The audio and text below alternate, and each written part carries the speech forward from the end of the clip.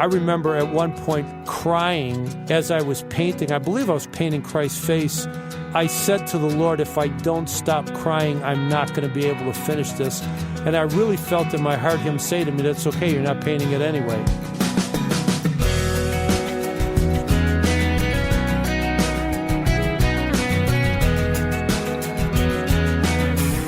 Welcome to First Person, a weekly conversation centering on a personal story of God's calling and faithfulness. Today, we'll meet Ron DiCianni, who is on a lifelong quest to reclaim the arts for Christ. I'm Wayne Shepherd. We'll get to today's conversation with Ron in just a moment. Each of these weekly interviews is also available online at firstpersoninterview.com. You can go back through the archive and listen to any program you may have missed or check the calendar for upcoming broadcasts. Just go to firstpersoninterview.com. And if you're on Facebook, you can connect with the program by clicking on the Facebook icon at firstpersoninterview.com. Well, I've known Ron DiCianni for a number of years, and I've always found him to be not only a talented artist, but also a great advocate for reintroducing the arts to the church. But his passion had to come from somewhere in his past, and that's what I wanted to find out as I invited Ron to my studio to sit down and talk about his life story and the beginning of his career in the creative arts. When I was in high school, art was the only class I excelled in. And therefore, the teachers thought, well, you're goofing around in everything else because you're failing everything else, not realizing that I was exercising my gift. And back in my day, art was just like one step below recess. Mm-hmm. You know what I mean? Sure. It was, you got the crucial things of reading and math and all of that stuff under your belt. And if you needed an elective, well, let's throw you in an art class and see what happens. Not realizing that there were people God created specifically for the purpose of doing creative things in the world. As a matter of fact, there's a great verse in Scripture that many times people misinterpret, and I know you know it, and I know a lot of the people listening are going to know it. It says, train up a child in the way that he should go, and when he is old, he will not depart from it. So what people do is they say, well, teach him right and wrong. Well, of course. That's of course. However, deeper meaning is watch the way your child is bent to go. And if you send him that way, when he's old, he won't depart from it. That's why you have people who, even doctors today, said, my grandfather was a doctor, my father was a doctor, they wanted me to be a doctor, and I hate my job. I don't want to get up in the morning and go to work. Because they were expected to do it. They were expected to do it. They didn't look at the way he was bent and created to go. And so I've tried to look diligently at my kids and say, let's see what you're equipped. How are you wired? How did God wire you? And be very sensitive to that. So was there a person? Was it a parent? Was it a teacher? Who was it that believed in you? My mom was probably the first to realize that I had creative abilities and always tried to foster that. However, you got to remember, I grew up in the inner city of Chicago where, my dad was a construction worker. When I kept talking about the arts, he said, good, how are you going to make a living? And he told me, he said, go be a construction worker, go be an electrician, go be a carpenter. You'll always have work. I guess he didn't foresee that today even some of those are hurting, but he didn't understand that you could be an artist and make a living. But the one that came along that God sent into my life was my wife, Pat. And we started dating when I was 16 years old. She was the only date I ever had in my life. Really? Yeah, the only date I ever had. And I knew she was the one, and she, at least to me, the most beautiful woman I've ever seen in my life. And she didn't know that, I'm not singing the blues here, but we didn't give Christmas gifts in our family. We didn't have the money. What used to happen is you got a coat at around August, and that was your Christmas gift. That had to suffice. It had to suffice. You got what you needed, and you remember that coat I bought you 4 months ago? That was your Christmas gift. So we didn't have the festivities. So Pat bought me my first set of oil paints, bought me my first easel, bought me everything for Christmas gifts. And I'm unwrapping Christmas gifts, and I'm going, well, what is this? And she's going, well, don't you ever do Christmas gifts? I said, no, we don't do this. We no Christmas trees, no nothing. And so she was the first one that saw it. How long have you been married? 37 years last August, but we've started dating about 42 years ago. You've known each other a long time. A long, long time. And I don't know if she's good or bad because she's the only girl. I mean, I guess she's You know great, what? She wasn't good or bad. She was the best. She's the best, and there are times I'm sure she looks at me and goes, you again, but we're not going to get into that. No, we won't. When did the Lord come into your life? My mom was on her way to have me aborted in 1951.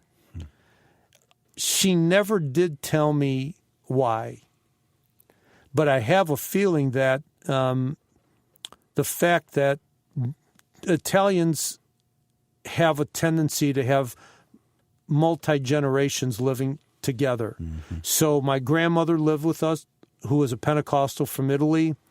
Couldn't speak English. That's where I learned to speak Italian. My aunt lived with us. Of course, my mom and dad, my brother, the dog. And at some point when she became pregnant with me, I think she just said, we had a small little apartment. Can't do another one. Mm-hmm. So she was on her way and told me that, my grandmother must have been praying because she sat down. And the procedure back then, we're talking 1951 now, yeah. So that's a long time ago. Yeah, we're about the same age, and I was born to a teenage unmarried mother. Well, there you are. And so she said that the doctor said this is going to begin with a injection. And my mom, unsaved at that time, said that as the needle came within an inch of her arm, God audibly spoke to her and said, don't do this. I have a plan for this baby. Oh. So she pushed the needle away, walked out, and never went back. And for all of the years that she died when she was 88 years old, for all of the years she kept saying to me, God has a plan for you. Don't forget that God has a plan for you. She would remind me from the youngest age that God had a plan for me. And I would go to what we used to call rallies, where there'd be an evangelist. Youth rallies, mm-hmm. And I'd be in a crowd of 1,500 kids, and the evangelist would stop and say, you. I'm surprised he didn't say you, the ugly one over there. Come on up here. And I'd go up, and he'd say, God's picked you. He's got a plan for you. Do you know that? And I would always say yes, because my mom had been telling me it for decades. And I then would go back to my seat wondering how I was going to explain it to the kids on the bus ride home. And that's how, my life began knowing that God picked me, kind of like Samuel, mm-hmm. But officially I gave my heart to the Lord when I was about 12 years old. When my grandmother died, and I don't know how to say this, but we got kicked out of the Catholic Church because we kept saying, we're not finding what my grandmother had. Mm-hmm. She had Jesus. Why aren't we reading her Bible? And the more questions we asked, the more we got to the point where they finally said, you're not free to come back anymore. We'd rather you didn't come back. So, Ron, when did the fusion of your art and your gift that you had and have, when did the fusion with your faith come about, and how did that happen? Great question. Well, I had the joy of going to the American Academy of Art in Chicago, which at the time was one of the premier schools in the country. And one of the teachers I had professed Christianity, and I said to him, someday I'm going to do this in the kingdom. Now, that's usually when you get a big pat on the back and say, hey, go for it, kid, we need this. He looked at me and said, this will never happen. I mean, you talk about the blood draining to your feet. Sure. I said, well... It's a cold slap in the face. Yeah, I said, well, what do you mean? And he said, the church isn't interested in this. The church could care less. He said, there'll be no money. Go to the world. They appreciate it. Well, you don't argue with people at that level, especially being a first-year student. I was lucky they let me in, let alone sit there and argue. So what I did is I took what I felt God put in my heart, and I hid it in my heart. And I said, yeah, I'm going to do this. I don't care what anybody says. Did you go off to make a living in art then? Well, I found out, unfortunately, he was right. Yeah. That every place I went to try to get the church engaged, and like my son Grant always says, make a call to action, I couldn't find anybody interested. Everybody said, no, we don't do that. We preach, we write, but we don't, this other stuff we don't know what to do with. Well, fast forward 26 years, and I had already achieved what you might want to call fame and fortune, all that kind of stuff in the world. And one day in my quiet time before the Lord, I felt the Lord say, now's the time. And I said to the Lord, soon as I get rid of all these important people, I'll turn my attention to you. Well, if you ever want your life to dramatically change, answer the Lord like that. Yeah, you don't say no. You don't say no. So I was Jonah for a while. God made it to be obvious where I was supposed to go. And as I began to go into that arena, which the church has withdrawn from, I got to the place where I found what I was born to do. And 26 years after I talked to that instructor, I was at a book and print signing, and I saw the shoes of an old man shuffle up to me. I looked up with tears in his eyes. He was standing in front of me. Honest story. When we continue our conversation with artist Ron DiCianni, we'll talk about his current work, and we'll talk about the arts in the church. Next time on First Person, you'll meet Jerry Wiles, who teaches us how to share our faith. I often emphasize the fact that, we're instruments of His work, and it's Christ living in us that makes it all work. It's not our personality or charm or education or intelligence. We can all be vessels of His redemptive activity. The author of No Greater Joy, Jerry Wiles, joins us to talk about using stories and questions to share our faith. Next time on First Person. As we continue our conversation with Ron DiCianni, if you'd like to see some of his artwork, you'll find a link to it at firstpersoninterview.com. Ron is working on a large mural in Dallas, and I asked him to talk about that. Well, about 2 years ago, actually it's a little more than that, I got a call from the Museum of Biblical Art in Dallas, Texas, who had suffered a couple of years before that a devastating fire and literally burned to the ground. Now, I had already had a relationship with them, had a show there, had a very successful show, and when they decided to rebuild and, figured out where their money was going to come from in insurance and so on and so forth, called me and said, we lost all of our art, and we need a pilgrimage piece. We need a piece that people are going to come from all over the world just to see. Could you do that for us? And I said, heck yeah. And then I clicked the phone and said, what are you, nuts? Had you done anything like that before? Never. I mean, I had done 4 murals before that, but not to that size. How big is this one? Well, this is, in its raw form, 13 feet high by 41 feet wide. Of course, there was what we call bleed, which means when they wrap it around the stretcher bars. Yeah. So it turned out to be 12 feet by 40 feet. And what's the subject here? Well, they gave me only one mandate, and they said, we want it on the resurrection. And you go pray, you figure out what we're supposed to do. And I went and prayed, and 2 things emerged. The first was, over the years, I had seen the resurrection portrayed as the empty tomb. So just simply an empty tomb symbolized Christ isn't there any longer. I said, boy, it just left me short.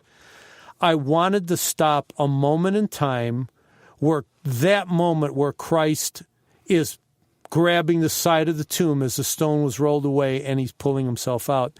Now, let me just tell you that when this was on our huge wall in our studio warehouse in California, Johnny Erickson came over to see it. Weeping her eyes out, she said, Christ's face says to me that he's looking up to the Father saying, I did it. Mm-hmm. I did it. Mm-hmm. And I was so blessed. I mean, Grant's blowing Johnny's nose for her, and we're sitting there singing. And Grant is your son who was with you? Yeah, and I mean, what a time we had. And so at any rate, the second thing I wanted to do was I went after prayer and felt that Hebrews 12:1 had something that needed to be pictured. And that verse says that, therefore, since we are surrounded by such a great cloud of witnesses, that means right now, Wayne, as you and I are talking, is David right over here? Is Jeremiah down right sitting outside waiting for us? I believe yes. The Scripture tells us. And so you've got that in this mural. So here's Moses holding up the Ten Commandments. Yes. And on the other side, you've got what? You've got John the Baptist. I've got Elijah. I've got Noah. Yes. Okay. Esther. Okay. John the Baptist. The great heroes of the faith. Daniel. The Hall of Fame, so to speak. Yeah. Abraham.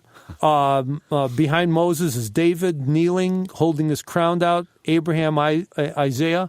And there's so many things to look for in the painting. It's just amazing. Yeah, we're going to put your website on our website so people can go and look at some of the photographs of this. But if they go to Dallas, they can see this. They could see it and stand in front of it. And I got to tell you, as I was painting it, I remember weeping. I had to be worship for you. Well, it was an experience like my simple words cannot describe. Yeah. I remember at one point my crying as I was painting. I believe I was painting Christ's face, and I said to the Lord, if I don't stop crying, I'm not going to be able to finish this.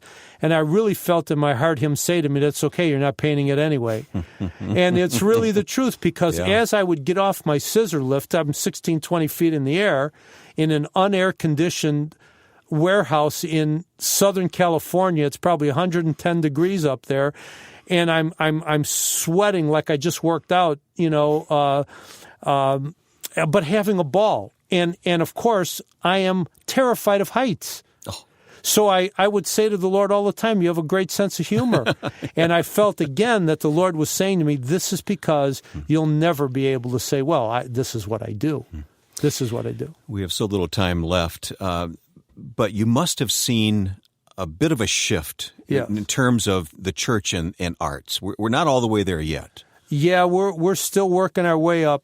Unfortunately. Give me an assessment of where you feel we are now and what we need to do. I want to be kind and I want to be encouraging, but I think what has happened is contemporary culture is still dictating where the church goes.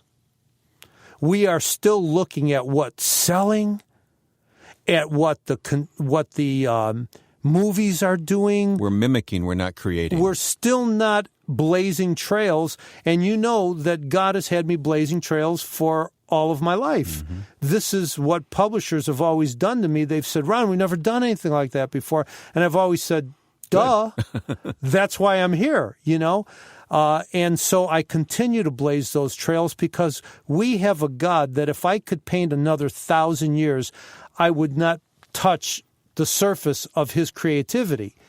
And since he lives inside of me and his Holy Spirit dwells in me, I've got ideas that are so out of the box that when I bring these to publishers, it just freaks them out. They know that there are some things that are safe, that if they do that, well, we're going to sell so many. And I look at them and I say, well, why don't we use some faith and try this? And it just scares the heck out of them. So as an artist, are you finding it hard to reach the audience you want to reach? Not anymore. Through the traditional channels, I was finding it difficult because what they were wanting was security, leaving faith behind. What I was wanting was faith leading me so that we could reach the people in ways that they had never been reached before and speak to them in a language that they had never been spoken to before. So what's changed for you? How are you doing it? Well, one of them is the mural, of course, is impacting people on a grand scale. My pastor, when I was actually painting, my pastor came and would watch me, and he would bring guys from the church or the deacons or the board or whoever, and he said, I got an idea. He said, around next Easter, however far you're done, why don't we have a worship service in here? We'll move all the machines and all your son's framing equipment and all that stuff, and we'll have a worship service. We'll bring the band in. Well, as it got closer, he said, I got a better idea. Why don't we tell the other churches in the area? Now, I live in a small town in California. It's called Temecula. It's the secondary wine country of California. It's not that populated. Do you know almost 2,000 people came out in one day? And we saw people weeping, getting saved right on the spot. We saw parents talking to their kids. We saw kids with eyes so wide that they didn't want to leave. Their parents were sort of dragging them away because we were bringing them in waves. And the kids didn't want to move. They were being indelibly impacted. So, let me just say I'm going for it huge. I'm going for this thing big. When my time to go out happens, I want Jesus to say, you did it. That was a question I had for you. How do you want to be remembered someday? I'd like to be remembered as somebody who made his business God. Made my business, and I'm sort of robbing this from A.W. Tozer, who said the business of the church is God. Mm-hmm. Ron, as you stand before your easel or these giant murals today, is there consciously a verse of Scripture or a teaching that goes through your mind that guides your hand? Well, just this past week, I was at a summit of artists, and a man and his wife, who are known for just giving a word of knowledge to people, came up to me and said, we have a word from God for you. And they went to one of my favorite passages, which is where God, Exodus 31 and also Exodus 35, where God said to the artist, he chose Bezalel and Aholiab. Mm-hmm. And he said, I have filled you with my spirit of skill, ability, and artistic ability to do all the things I've commanded you to do. And then he went on to say, and for all the craftsmen, I've filled them with the same spirit. And I say to people, I'm in the Bible, just way, way down the line. I'm one of those other guys, but way down the line. And so that's what constantly goes through my mind of how God approves of this. Just one of the other guys, but a very talented one. Artist Ron DiCianni. If you'd like to see some of Ron's artwork and read more about his ministry, we've placed a link to his website at firstpersoninterview.com. Also, there's more from Ron that you can listen to online, as we didn't have time on the broadcast for the whole conversation. You can hear the rest when you click on Listen Now at the top of the webpage, firstpersoninterview.com. First Person is a weekly program highlighting people and their stories as I encounter them in the course of my work in radio ministry. Of course, your ideas for guests are always welcomed as well, and you can email me with the address found at firstpersoninterview.com. By the way, the website also contains an archive of this week's interview and all previous First Person interviews. Just click on Listen Now for the list of guests to choose from at firstpersoninterview.com. Next week, you'll meet Jerry Wiles of Living Water International, who is the author of No Greater Joy. He'll teach us to share our faith. Now, with thanks to my producer and friend Joe Carlson, I'm Wayne Shepherd. Join us next week for First Person.